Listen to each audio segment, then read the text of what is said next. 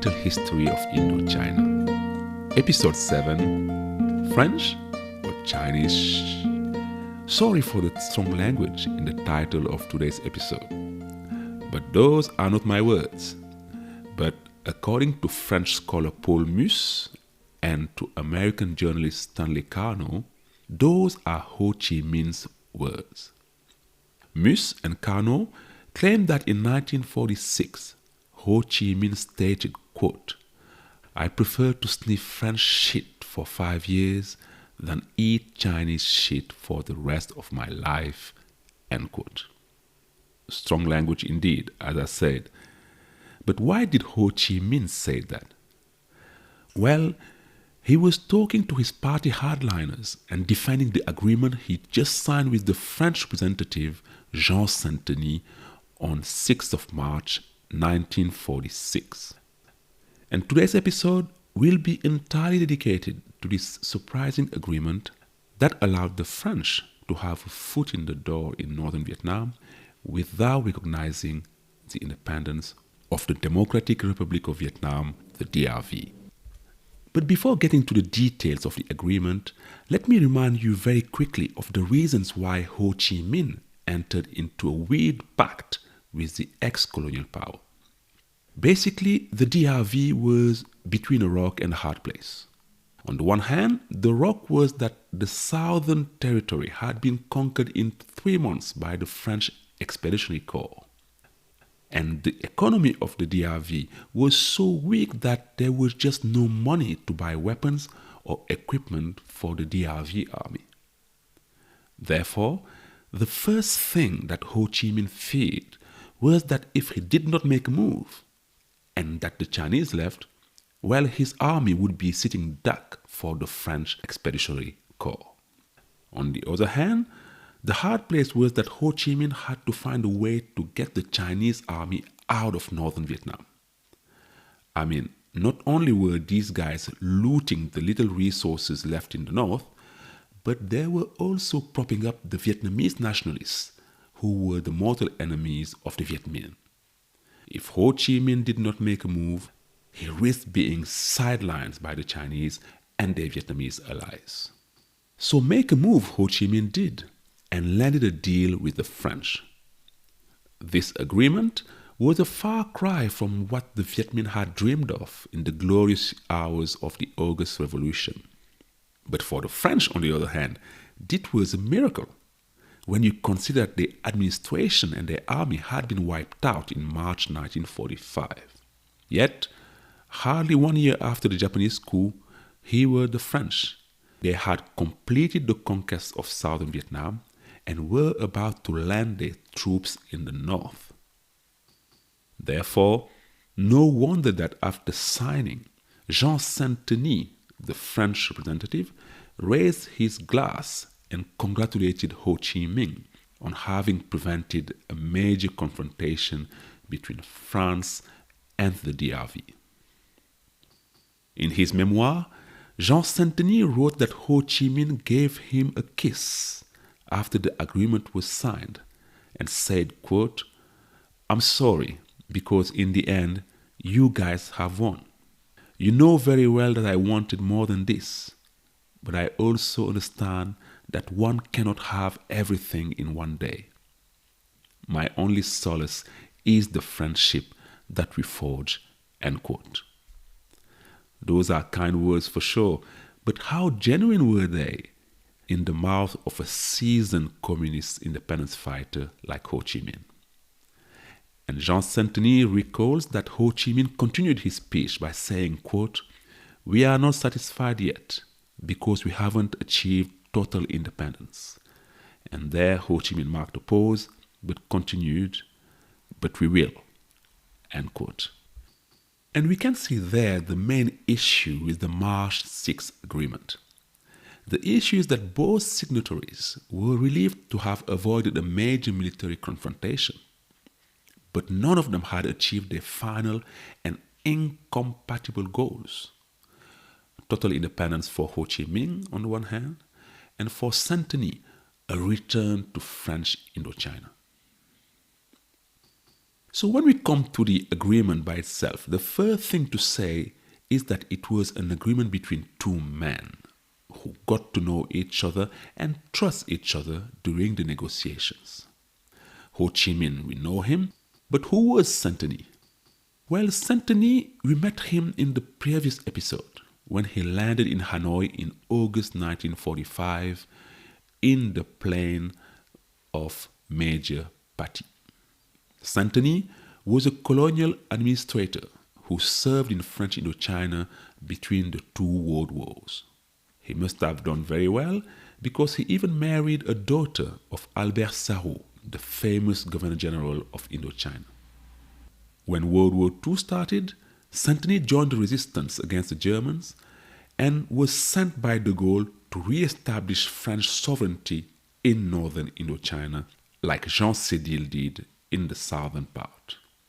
Unlike Sédille, though, Saint-Denis first struggled by himself in Hanoi, driven out of the governor's palace by the Chinese soldiers and powerless against the Viet Minh.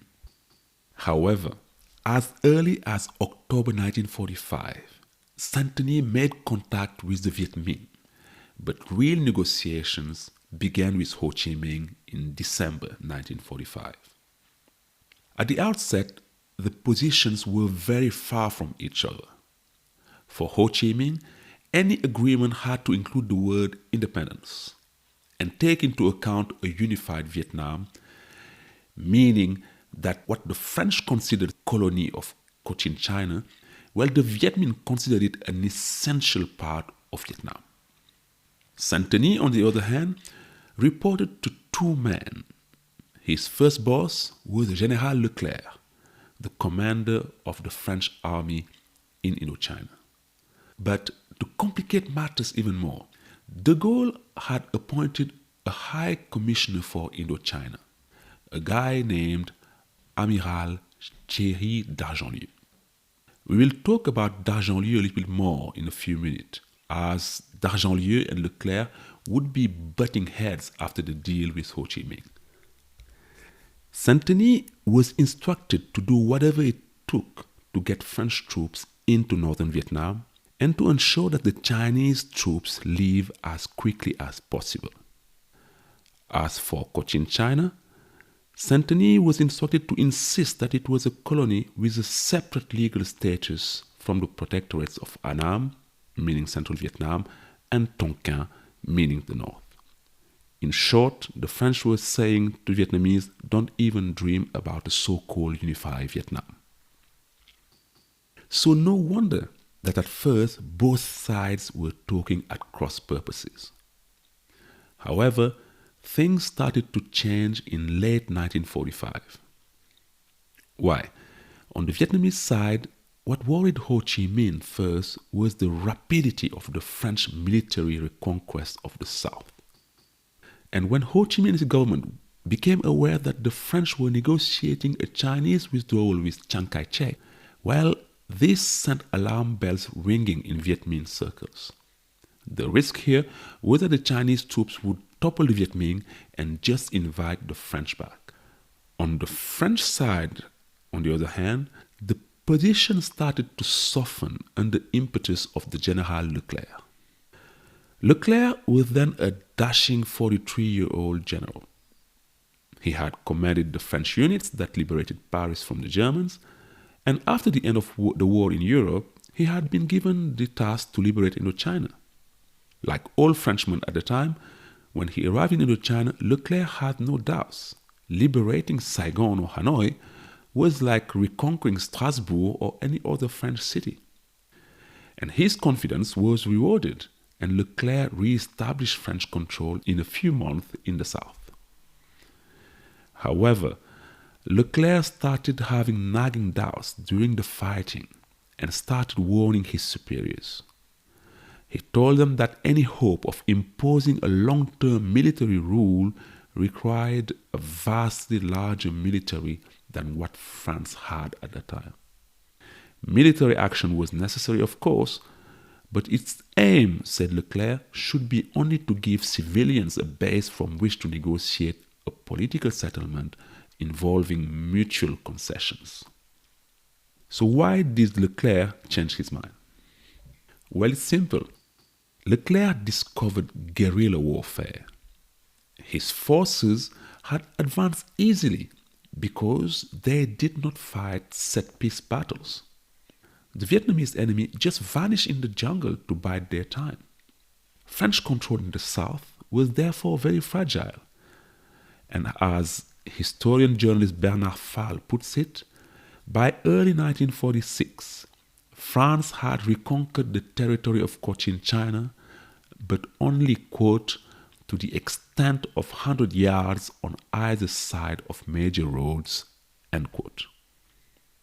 So what Leclerc foresaw was that things could be even more difficult in the north, where the Viet Minh was much more entrenched and where the Chinese troops were stationing. Hence, the need to negotiate a Chinese withdrawal in direct talks, but also to come to an agreement with the Viet Minh. For Leclerc, the only thing that mattered was to have boots on the ground in the north. And if concession had to be made for that to happen, so be it.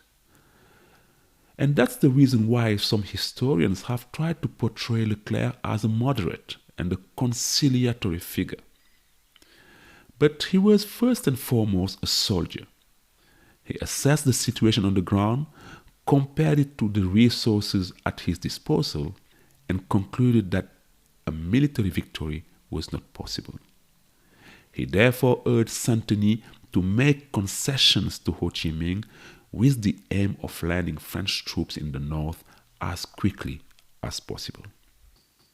But that line of thinking led Leclerc to be confronted by his boss, Amiral Thierry d'Argentlieu, whom de Gaulle has appointed as a high commissioner, as I said earlier. As the supreme civilian commander, d'Argentlieu had authority over Leclerc. D'Argentlieu was an aristocratic naval officer who saw action during World War I. After the war, however, he resigned his commission from the Navy and became a monk. In 1939, when World War II started, d'Argentlieu returned to his previous career, joined the French resistance, and became one of de Gaulle's closest aides.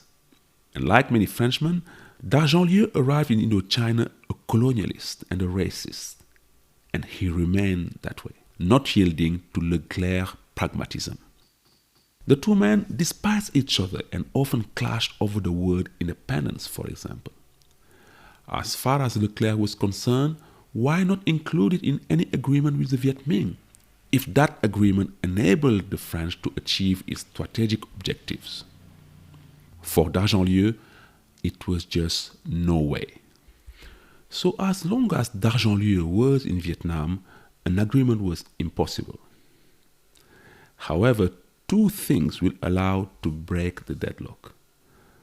Firstly, General de Gaulle resigned as a president of the provisional government in January 1946. As one of de Gaulle's most loyal followers, d'Argentlieu rushed to Paris to be with the general. Leclerc and Saint-Denis found themselves in charge of negotiations in Vietnam and without a chaperone. Well, these two guys decided to take the initiative while the boss was away. Secondly, the Chinese put maximum pressure on France and the DRV to reach an agreement. They did it first, as you recall from last week, by forcing the Viet Minh to accept the VNQDD and the Dai Viet in the DRV government and in the National Assembly. Until then, the VNQDD and the Dai Viet had been accusing Ho Chi Minh of being a traitor by negotiating with the French. When the Chinese put them in government, well, the VNQDD and the Dai Viet could not accuse Ho Chi Minh of treason anymore. And as a matter of fact, the March 6th agreement was also signed by the nationalist leaders. The Chinese put further pressure on Ho Chi Minh when they finalized their own deal with the French in Chongqing on February 28, 1946. In that agreement, the Chinese agreed to withdraw their troops from Indochina in exchange of the end of the French concessions in China. And as soon as the agreement was signed, boats carrying French troops left Saigon bound for Haiphong, the major northern port. But the Chinese demanded that the French come to an agreement with Ho Chi Minh first before letting them disembark. Chinese troops even opened fire on French ships when the ships approached Haiphong. So the Chinese literally forced the Vietnamese and the French to sit down and work out an agreement. Therefore, on March 6, 1946, a preliminary agreement was signed. What did it say? Well, France recognized the DRV as a free state within the Indo-Chinese Federation and the French Union.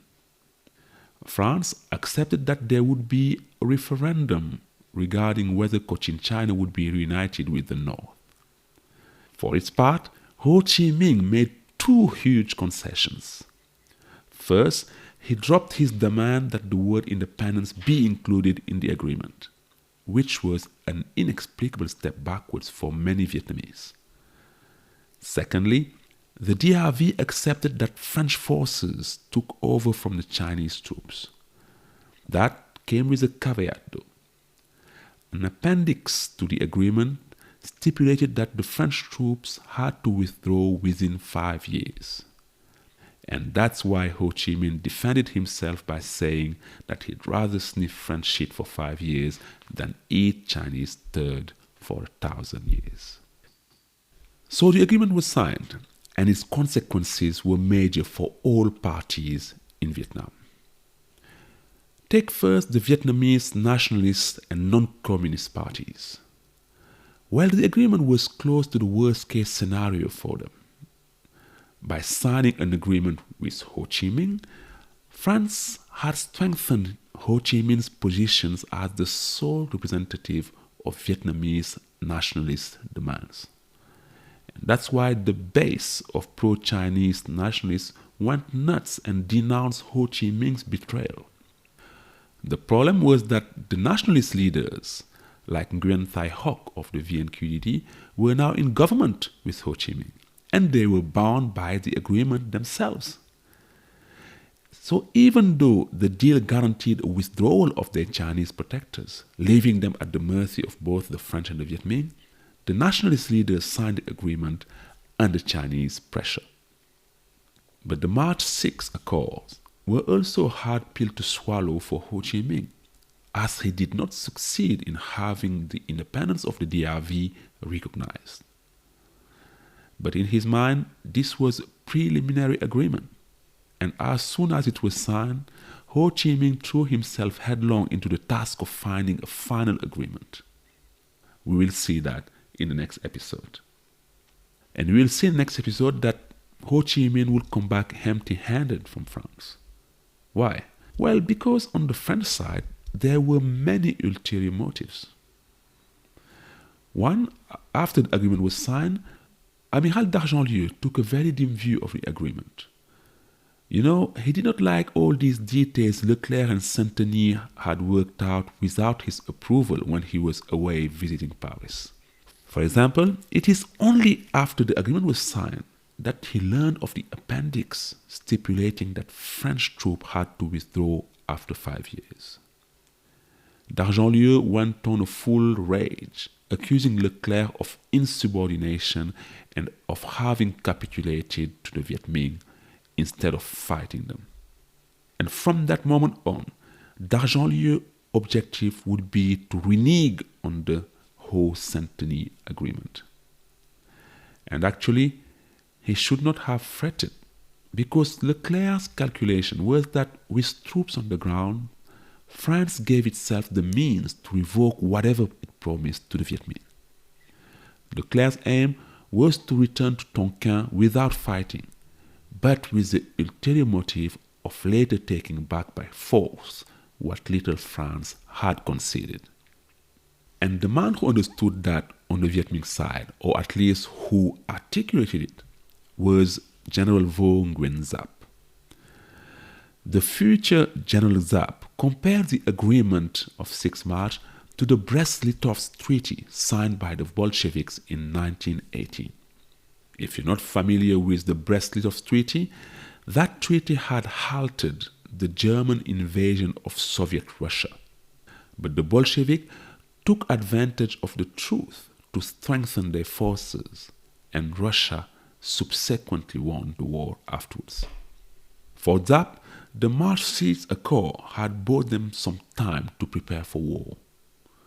So while Ho Chi Minh would go to Paris and seek independence in the halls of the French Republic, Giap would stay in Vietnam to prepare his troops for military action.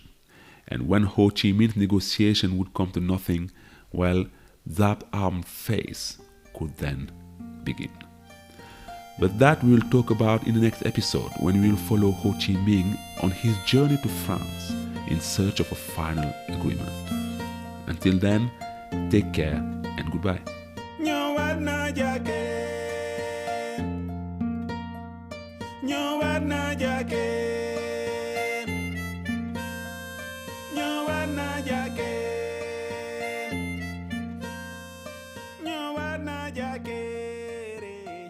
Namunya, nyawale.